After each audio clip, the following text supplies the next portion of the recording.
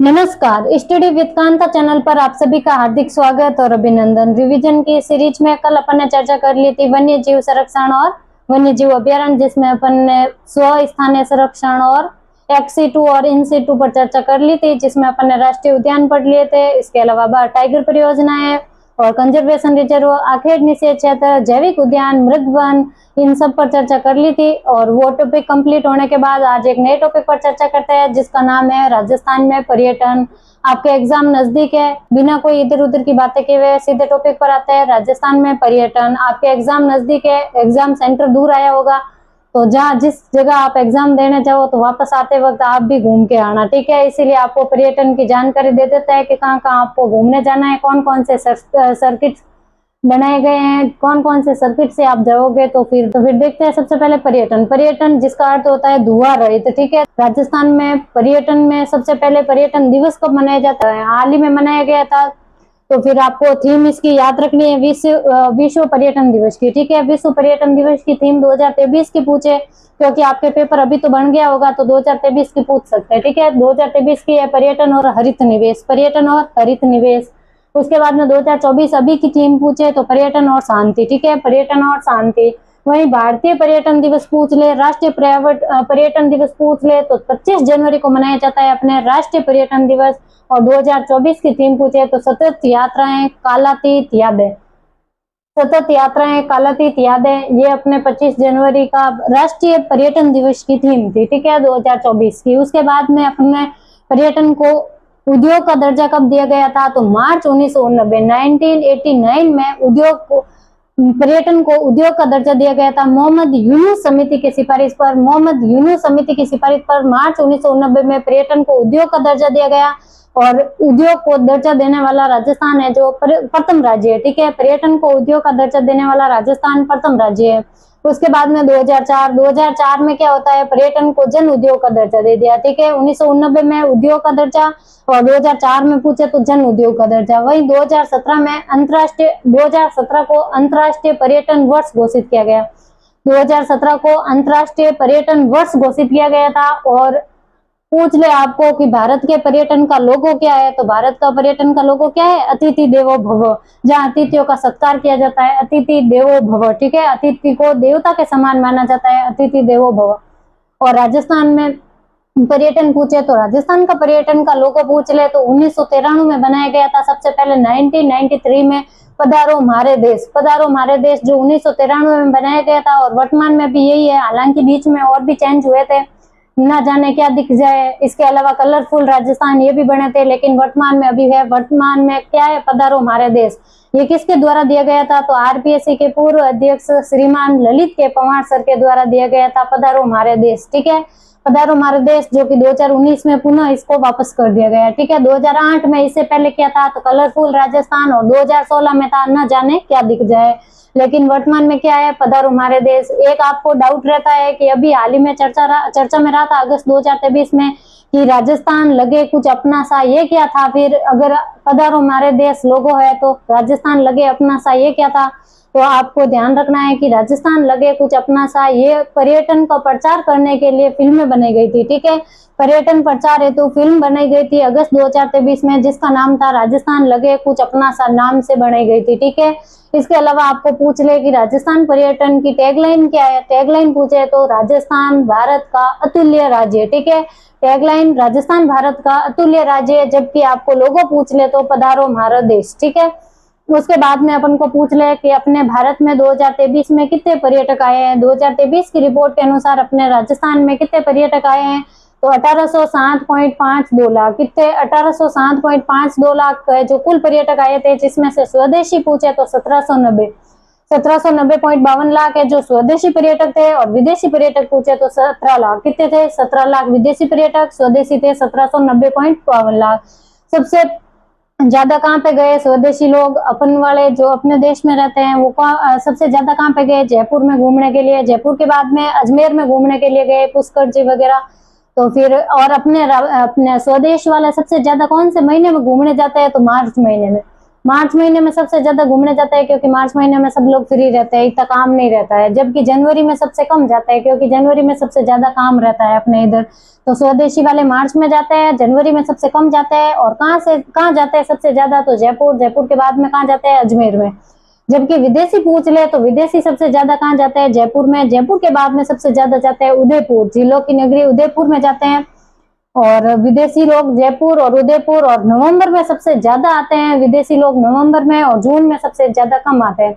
सबसे ज्यादा नवंबर में आते हैं और जून में सबसे कम, क्योंकि जून में कड़ाके वाली गर्मी पड़ती है जो विदेशियों से सही नहीं जाती है। राजस्थान की गर्मी सहन करना इनके बस की बात नहीं है, ठीक है, क्योंकि अपने राजस्थान वाले ही सहन कर सकते हैं मार्च की गर्मी। देखो मार्च में सबसे ज्यादा जा रहे हैं, वही ये देखो विदेशी जून में सबसे कम आ रहे हैं क्योंकि गर्मी ज्यादा पड़ती है अपने राजस्थान में।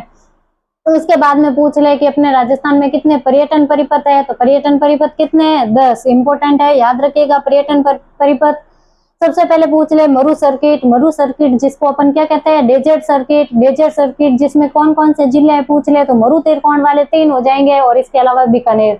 मरु तिरकोण में कौन से हम पूछे तो बाड़मेर है, बीकानेर है, नहीं सॉरी बाड़मेर, जोधपुर और जैसलमेर। बाड़मेर, जोधपुर और जैसलमेर। इसके अलावा इसमें कौन सा शामिल हो जाएगा? बीकानेर। तो फिर बीकानेर, जैसलमेर, बाड़मेर और जोधपुर हो जाएंगे मरु सर्किट में, ठीक है।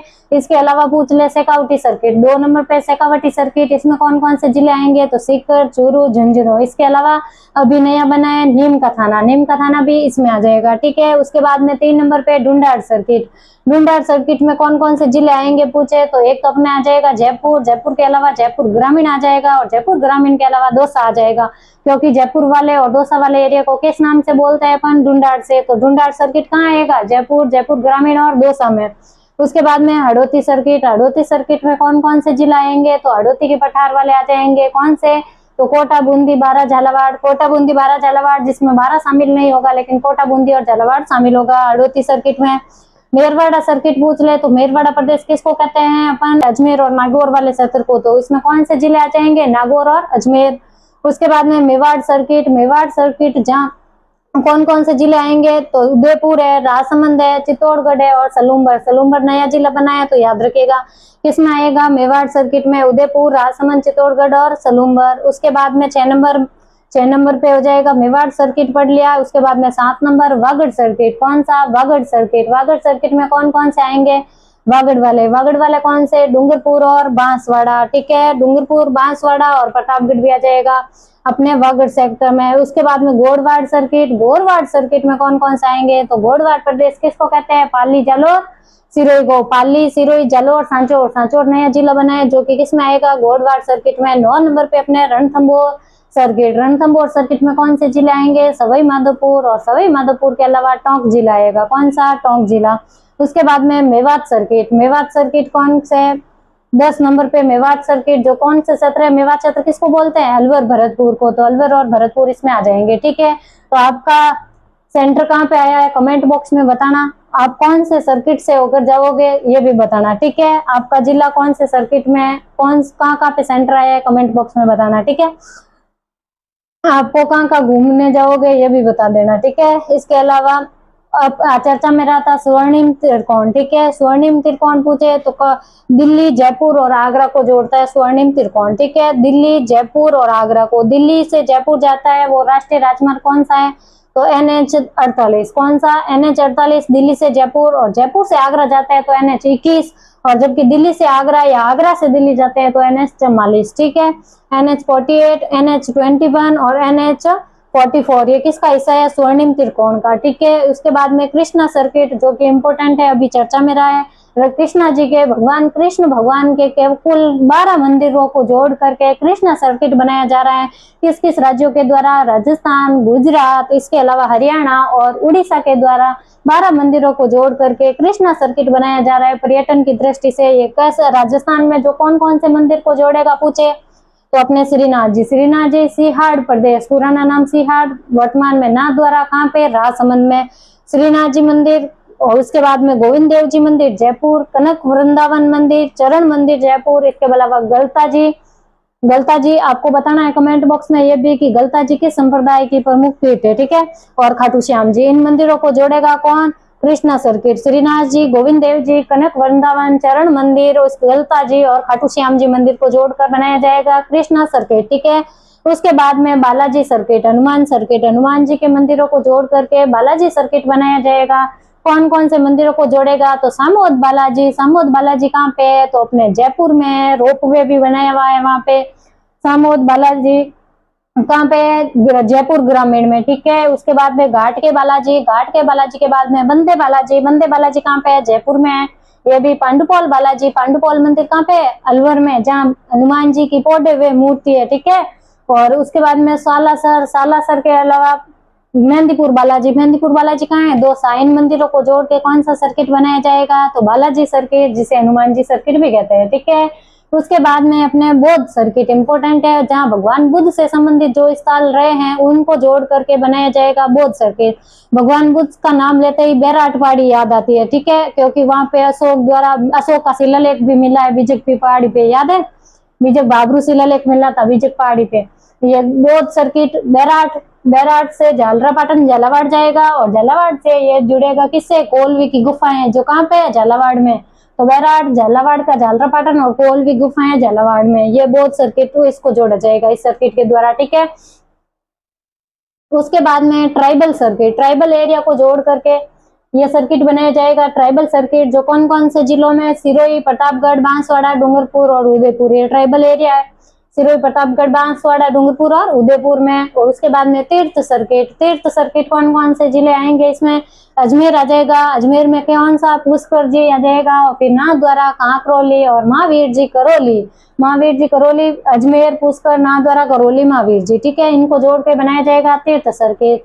इसके अलावा इको टूरिज्म को बढ़ावा देने के लिए eco tourism circuit, eco tourism को बढ़ावा देने के लिए अपने राजस्थान सरकार द्वारा लव कुश वाटिका की भी स्थापना की जा रही है। ठीक है, समस्त जिलों में कितनी कितनी की जा रही है ये आप कमेंट बॉक्स में बताना। ठीक है, इको टूरिज्म सर्किट कहाँ से गुजरेगा? अपने सरिस्का अलवर से, अलवर के अलावा ये जाएगा जालाना, जालाना के अलावा कुंभलगढ़, माउंट आबू में, कुंभलगढ़ राजसमंद और फिर माउंट आबू जाएगा। ठीक है, किस किस को जोड़ा जाएगा? सरिस्का, जालाना, कुंभलगढ़ और माउंट आबू को जोड़ के बनाया जाएगा इको टूरिज्म सर्किट। ठीक है, उसके बाद में कुछ अपने साई ट्रेनों का संचालन किया जा रहा है, आरटीडीसी और इंडियन रेलवे के द्वारा साई ट्रेनों का संचालन किया जा रहा है। कौन कौन सी साई ट्रेनें हैं? याद रखिएगा, इंपोर्टेंट है। सबसे पहले 1982 में चलाई गई थी पैलेस ऑन व्हील्स। 1982 में पैलेस ऑन व्हील्स जो कहां से कहां तक जाती है? तो भाई दिल्ली से जाती है जयपुर, जयपुर से सवाई माधोपुर, सवाई माधोपुर से चित्तौड़गढ़, चित्तौड़ से उदयपुर, उदयपुर से जैसलमेर, जैसलमेर से जोधपुर, जोधपुर से भरतपुर और भरतपुर से आगरा। आपको जाना है तो पैलेस ऑन व्हील्स में तो देख लीजिएगा ये कहाँ कहाँ से जाती है। आप घूमने जाना चाहो तो इस ट्रेन में जाके जा सकते हो। ठीक है, उसके बाद में 2003 में फेरी क्वीन चलाई गई थी। कौन सी साई ट्रेन? 2003 में फेरी क्वीन, याद रखिएगा, इंपोर्टेंट है। 2004 में विलेज ऑन व्हील्स, गांवों का भ्रमण करवाने के लिए विलेज ऑन व्हील्स, गांव के नाम से 2004 में। ठीक है, 2006 में हेरिटेज ऑन व्हील्स, 2006 में हेरिटेज ऑन व्हील्स, 2009 में Rajasthan royal on wheels, royal Rajasthan on wheels, sorry, 2009 में रॉयल राजस्थान ऑन व्हील्स। और ये कहाँ कहाँ से जाती है? तो ये दिल्ली से जोधपुर, जोधपुर से उदयपुर, उदयपुर से चित्तौड़गढ़, चित्तौड़गढ़ से रणथंभौर, रणथंभौर से जयपुर, जयपुर से अपने खजुराहो एमपी, वाराणसी यूपी, सारनाथ और आगरा। ठीक है, ये यहाँ पे जाती है कौन सी? Royal Rajasthan on wheels. तो अपन ने चर्चा कर ली है काफी फैक्ट की पर्यटन के, करंट के फैक्ट याद रखेगा। कितने विदेशी पर्यटक आए हैं, कितने स्वदेशी पर्यटक आए हैं, कौन से महीने में ज्यादा आते हैं और सबसे ज्यादा कहाँ से आते हैं। विदेशी पर्यटक अपन को पूछ ले कि सबसे ज्यादा कहाँ से आते हैं, आपको तो लगेगा कि सबसे ज्यादा अपने ब्रिटेन से आते हैं, सब अंग्रेज लोग दिखते हैं आपको, लेकिन ये सही नहीं है। सबसे ज्यादा अपने विदेशी पर्यटक यूएसए से आते हैं। ये आपको जान के थोड़ा अजीब लगेगा, यूएसए से आते हैं अपने सबसे ज्यादा विदेशी पर्यटक, और ब्रिटेन पे तो 3 नंबर पे आते हैं, ब्रिटेन वाले बहुत कम आते हैं, अपने सबसे ज्यादा आते हैं यूएसए से। ठीक है, तो अपन ने चर्चा कर ली है, आज के लिए इतना ही। अगर आपको क्लास पसंद आई है तो लाइक करिएगा, कमेंट करिएगा और अपने दोस्तों के साथ शेयर कीजिएगा। चैनल पर नए हैं तो चैनल को सब्सक्राइब कीजिएगा, और क्लास की पीडीएफ के लिए टेलीग्राम चैनल ज्वाइन कर लीजिएगा, डिस्क्रिप्शन में लिंक दे रखी है। तो अभी के लिए इतना ही, मिलते हैं अगली क्लास में, तब तक के लिए धन्यवाद। जय हिंद, जय भारत।